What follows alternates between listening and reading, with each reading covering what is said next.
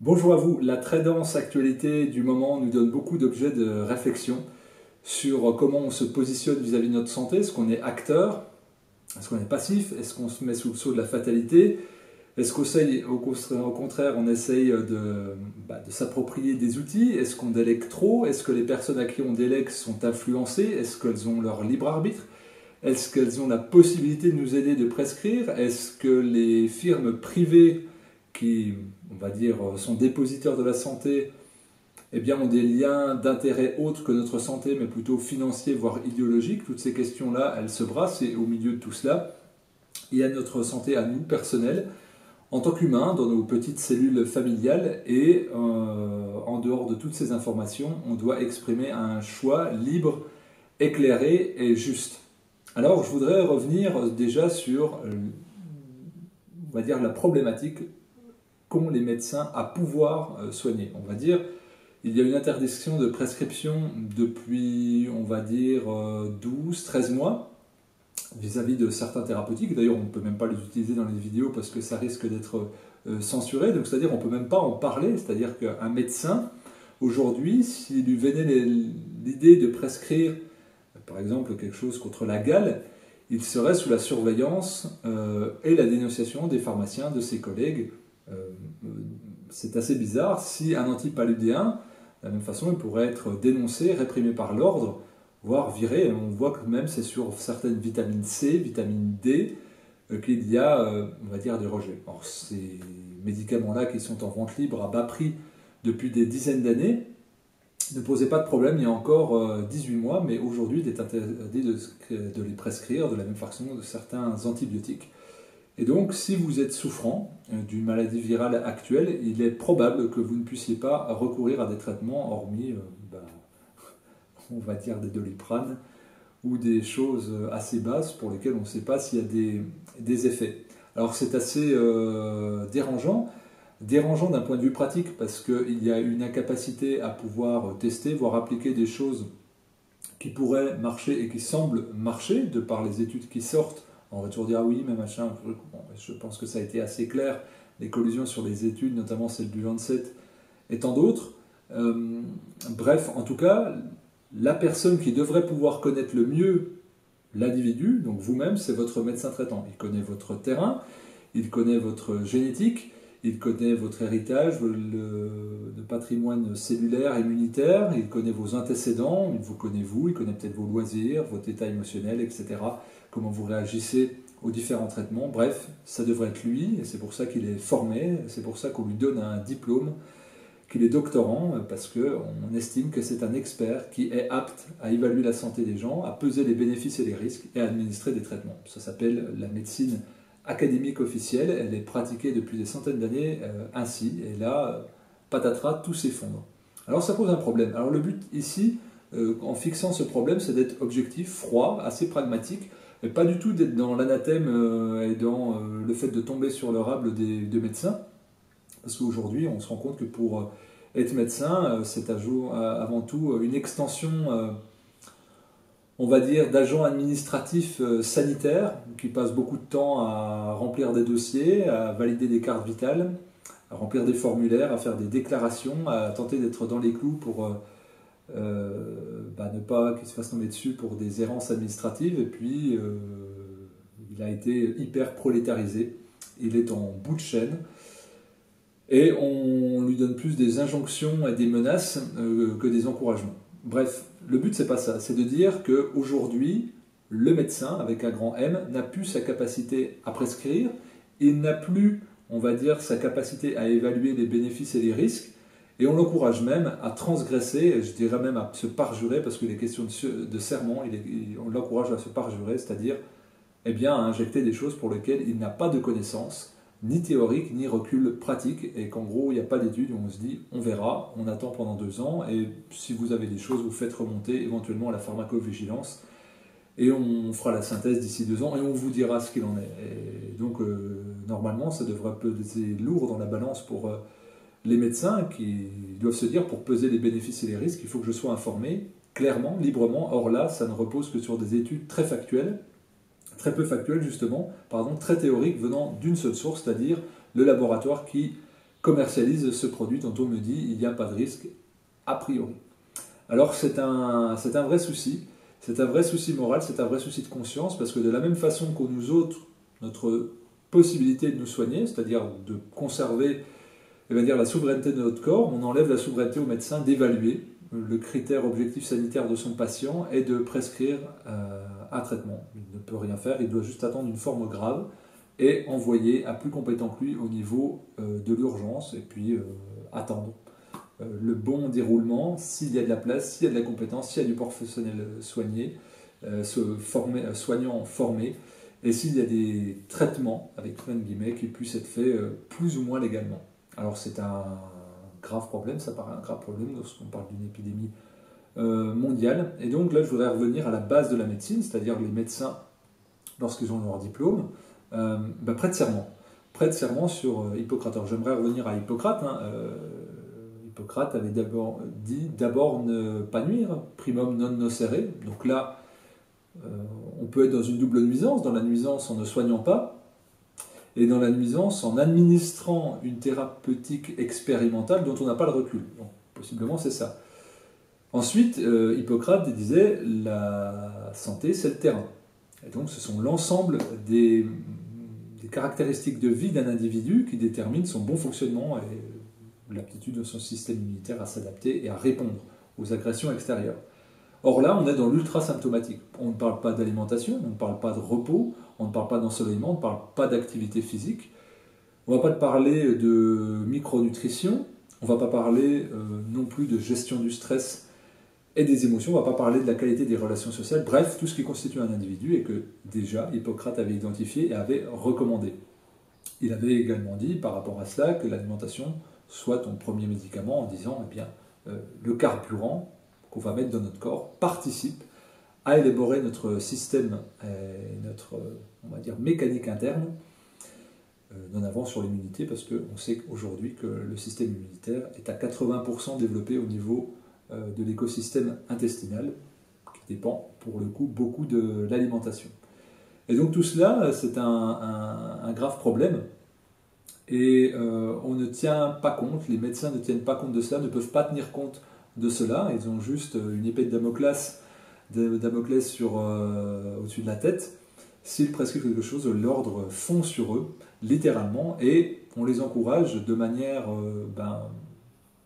c'est de la corruption, hein, il faut le dire, de la même façon que Karine Lacombe avait dit chaque personne qui reçoit une injection pourra avoir une allocation de 50 euros. Eh bien, au départ, dans les vaccinodromes, les médecins pouvaient toucher jusqu'à 2600 euros par jour. Eh bien, il faut être clair avec ça, c'est des tentatives de corruption, évidemment, puisque vous vous posez des questions, regardez, voilà de l'argent, vous-même vous posez des questions sur une thérapie expérimentale, regardez, voilà de l'argent. Ça démontre aussi l'ensemble de cette chaîne de corruption où on va librement proposer à l'individu. Alors, c'est censé se sauver la vie, on te dit que tous les moyens sont ouverts, tu dois être dans la terreur parce que c'est une épidémie cataclysmique, mais je dois te donner de l'argent, 50 euros, pour que tu aies recours à ce traitement miracle. C'est quand même assez étonnant. Et ça montre peut-être une certaine logique de la médecine aujourd'hui, d'une partie de la médecine, bien sûr. Le but, c'est pas d'amalgamer, c'est de décrire un système. Si on veut comprendre les choses, on ne peut pas faire du particularisme, il faut toujours raisonner en termes de système. Et donc, on est obligé de faire des généralités. Or, cette généralité, c'est elle qui est affichée ostensiblement, médiatiquement, qui écrase de son pied, qui broie même toute tentative, on va dire, de voie alternative, eh bien c'est un problème. On ne peut pas être traité correctement, on ne peut pas avoir de l'information libre et éclairée, mais de la même façon, les médecins, eux, ne peuvent pas avoir de l'information libre et éclairée, ils ont une partie, et ils ont de la pression, ils n'ont pas le temps ni les moyens de le faire, ni les aides. Alors ça devient compliqué, et au milieu de tout ça, qu'est-ce qu'on fait? Est-ce qu'on se désespère? Est-ce qu'on se met en colère? Est-ce qu'on est dans la fatalité? Eh bien non, on se réapproprie les règles d'Hippocrate, et on les applique à nous-mêmes. On se dit, eh bien, en effet, j'ai une capacité à prendre ma santé en main, ça s'appelle la prévention. Quelque chose où il y a 99,96% de survie en cas de contamination, ça paraît correct. Je vais regarder le profil des personnes qui peuvent décéder. Je me rends compte qu'en fait, il y a une déficience qui était plus ou moins évitable avec une hygiène de vie, mais ça, on ne va pas rentrer dans les détails. ou alors à un âge avancé, ou beaucoup de comorbidités pour lesquelles, on va dire, la prise en charge sanitaire ne pourrait pas grand-chose si ce n'est reculer l'échéance. Eh bien, pour le reste des individus, il faudrait plutôt se dire, eh bien, j'ai de la chance, des médecins ont tracé la voie avant moi. Ils ne connaissaient pas les choses actuelles là, mais on va dire que globalement, un système réagit toujours de la même manière. Et donc, eh bien, je vais modifier mon hygiène de vie et moi-même, je vais prêter serment sur Hippocrate, sur cette sagesse, hein, parce qu'il ne faut pas oublier que là, sur les plateaux télé, on a le médecin, le philosophe, le sociologue, l'artiste. Eh bien, avant, ces qualités pouvaient se retrouver au sein de mêmes individus. C'est-à-dire qu'en fait, on était ouvert sur le monde. Et aujourd'hui, on a segmenté les parties, et puis on peut être qu'une chose. On peut être que scientifique, et puis on peut être que inspiré, et on peut être que ouvert à l'autre et à sa diversité. Eh bien, les médecins, le vrai médecin de terrain, lui, il fait tout ça parce qu'il sait qu'un individu qu'il doit comprendre et conseiller, ressentir, et pour lequel il doit déterminer un terrain et produire une anamnèse, il est complexe. C'est un climat familial, un contexte culturel, une zone géographique, une ascendance génétique possiblement avec des aléas ou des définitions géographiques différentes. Bref, il cherche, il investigue, il joue au détective, il trouve, il diagnostique et il traite. Voilà ce que fait un médecin. Voilà ce qu'a toujours fait la médecine et aujourd'hui on en est réduit à il y a un symptôme, vous appliquez ce traitement vendu par une firme privée pour laquelle il n'y a pas d'études et pour lequel on ne peut pas vous donner d'informations. Évidemment, ce n'est pas ça, être médecin, et beaucoup d'amis médecins sont très frustrés, et pour eux c'est très dur. Alors soit ils flirtent avec l'illégalité, c'est-à-dire il faut être hors la loi pour soigner, soit ils arrêtent, se déchargent, parce que leur conscience ne peut plus s'adapter, soit ils abandonnent, ils baissent les armes, et puis ils appliquent les directives. Reste que les règles de santé sont immuables. Quand on parle d'Hippocrate, c'était il y a 2500 ans. Aujourd'hui, c'est toujours les mêmes. L'hygiène de vie, l'aspect global, la nourriture, le repos, la relation sociale, l'épanouissement émotionnel, l'activité physique, l'exposition au grand air, l'exposition au soleil, et la gestion des émotions et l'ouverture à l'art et à la nature. Où qu'on aille dans le monde, c'est la même recette, ce sont les mêmes choses. Et ce que je voudrais laisser comme message, c'est que beaucoup de personnes se désespèrent, baissent les bras, puis se disent, comme un pied à l'é, je vais prendre ce qu'on me propose, voire ce qu'on m'intime de faire, ce qu'on m'ordonne presque, ou ce qu'on me culpabilise.